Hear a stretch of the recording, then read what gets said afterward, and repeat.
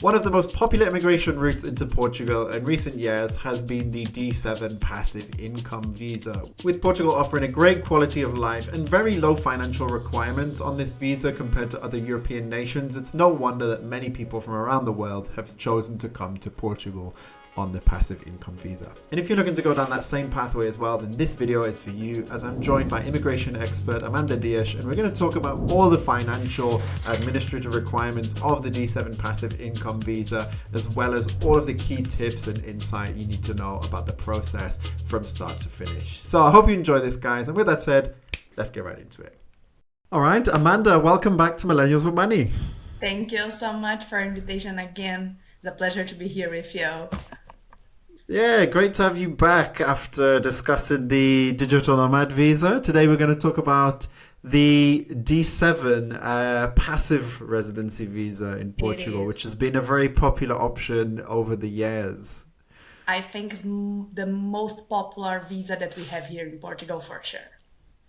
Yeah, particularly when you consider what the requirements are in Spain for the Spanish equivalent for the non-lucrative visa. I think Portugal's passive income requirements, for people that maybe can't meet the requirements in Spain, this might be a good option for them to look at. It is, and the most difference between Spain and Portugal, we have the non-lucrative in Spain, and the D7 visa in Portugal is, with the D7 in Portugal, if you wish, you can still work inside Portugal and have your own business on our home country as well. Yeah, so some differences in the technicalities as well. It is. Great. So with that, who is this visa best suited for, Amanda? Yes, this visa is for people who want to live here and hold any type of passive income. So everything that not can count in active work, but as passive, such as dividends, retirements, investments, properties, rentals. Again, anything that can count not in active work, but as passive. Okay. And when we mentioned that you can have some kind of activity in Portugal whilst doing that, what kind of income is technically allowed in that situation? It will be your dividends, or royalties. You have your own company on your home country. You still working there, or you are the owner of the business, and when you declare your tax return, you declare it as dividends or royalties. So you can keep this amount of money in your home country and use everything here in Portugal and apply for the D7 visa through this income. Okay, so you are allowed to do work and some kind of activity, but the payout has to be structured a particular way to meet the Yes, eligibility and of requirements. course we need to check all these documents during the visa process.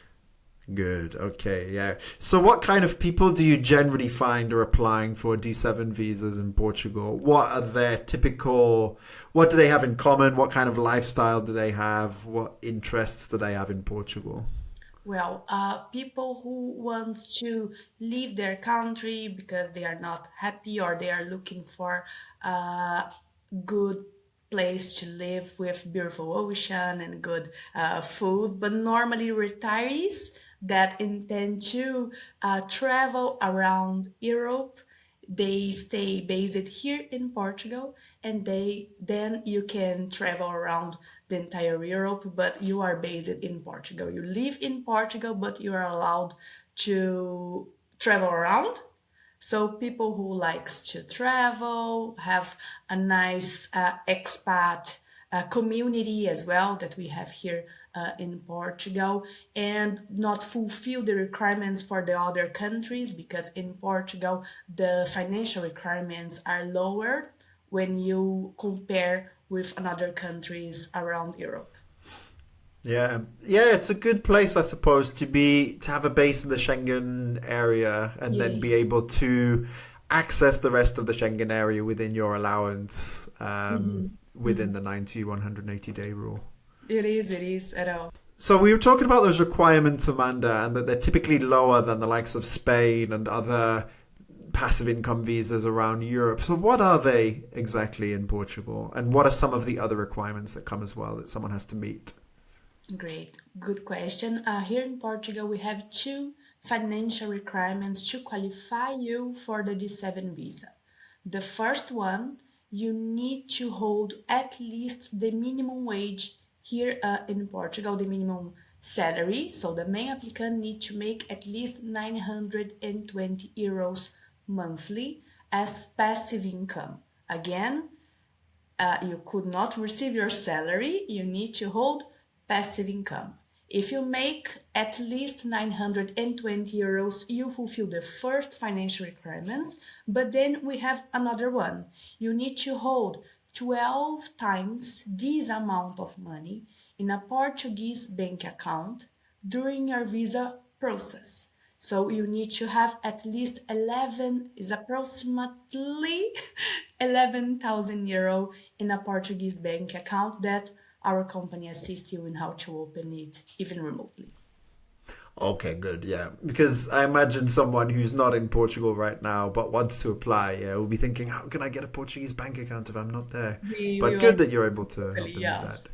It is. So we Yeah. have these two financial requirements, and this is it when you apply as a single applicant.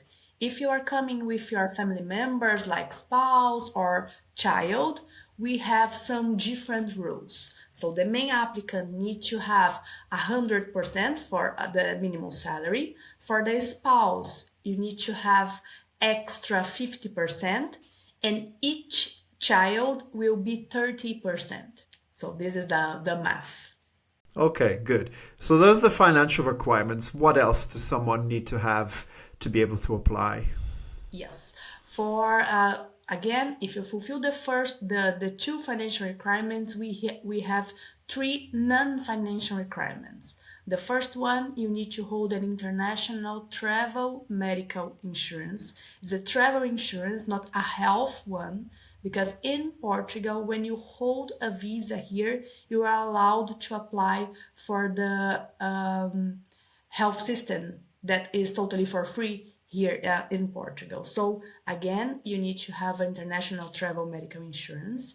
Then you need to show your criminal records without any type of criminal convictions, okay?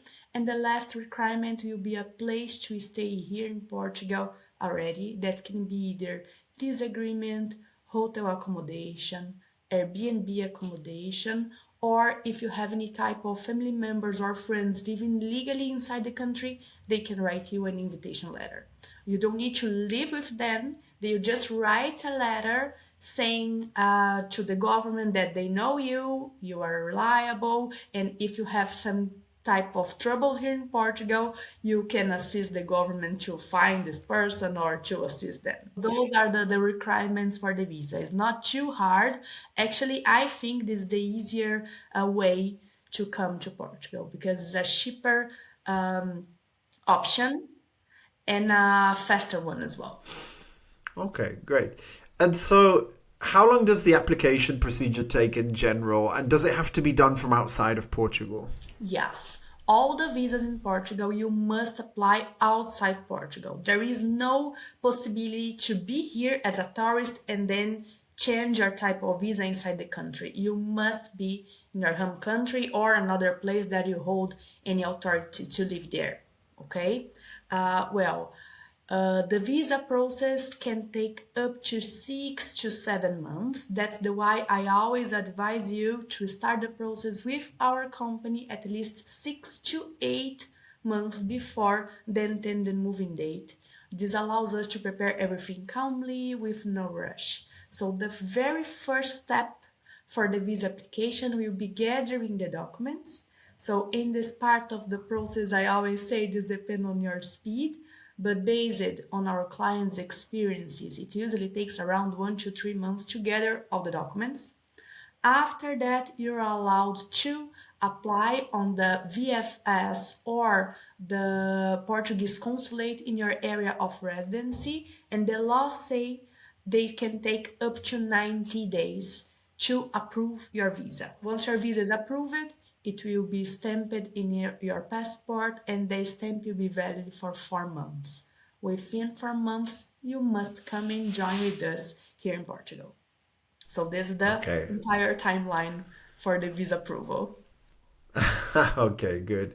Yeah, and then once you're in Portugal, you get your residency card and Yes. what So and once everything you else. Yeah. arrive here, you need to go to a place named IMA, and there you change your temporary visa for your residency card that will be valid for 2 years. After 2 years, if you are enjoying your life here in this beautiful country, you can renew it for 3 more years, bringing you a total of 5 years living legally in the country. And after that, you can apply for your permanent residency card that will be valid for 5 years as well. Okay. And at that Okay. 5 year point, you used to be able to get citizenship, but there's Yeah, been a recent change, hasn't there? a very recently changed. So 3 days ago, the From the law recording, changed yeah. for the recording. Yes, unfortunately, the law changed. So people who lives in countries that are not Portuguese speaker can apply for the Portuguese citizenship after 10 years living legally in the country. And the government are more restrictive. So you need to speak at least the A2 level language, and you couldn't have any type of criminal convictions inside Portugal as well. Okay, if you are from a country that speaks Portuguese as Brazil, for example, you can apply after 7 years. Okay. Okay, yes. So that's quite a big change. It is. But you can keep twice. So if you decide to apply for your citizenship after 7 or 10 years, you can be American person, UK, a Brazilian one, and a Portuguese citizen as well. So that's a good notice. Yeah, so dual nationality is permitted and Yes, recognized in it Portugal. is. It is. It Okay. is. So in our last video, Amanda, obviously we talked about the digital nomad visa, and we talked about who the D7 visa is good for in this video. When would you say that someone should maybe consider a digital nomad visa over the D7? I imagine someone who wants to be more active and wants to take a salary rather than maybe dividend distributions from their company. Yes, you're right. So there is some difference between each type of visa. When you have your own company and you receive salary through your own company, you are allowed to apply for the digital nomad visa. But you need to show that you make at least 4 times the minimum wage in Portugal. So you need to make at least 3,800 euros monthly. But if you decide to start receive dividends from your company, you just need to show 920 euros monthly. So financially, it's easier to prove to fulfill the requirements for the D7 visa. But if there is no way to make it because you are a young person that you want to live here in Portugal, you have no dividends, you have no pensions or retirees, you can apply for the Nomad visa if you are working for a company abroad Portugal. If you decide to come as the D7 visa, you can work even inside. So you can hold your pensions in your home country, arrive here, find a work, and still working here if you wish. But this is the main difference between the Nomad visa and the D7 visa. One, your incomes are from your salary, and the other one from your passive income. Okay, Amanda, in terms of where people choose to live on a D7 visa, would you say that they choose different destinations to what digital nomads might choose? Are there any areas of the country that are better for them, would you say?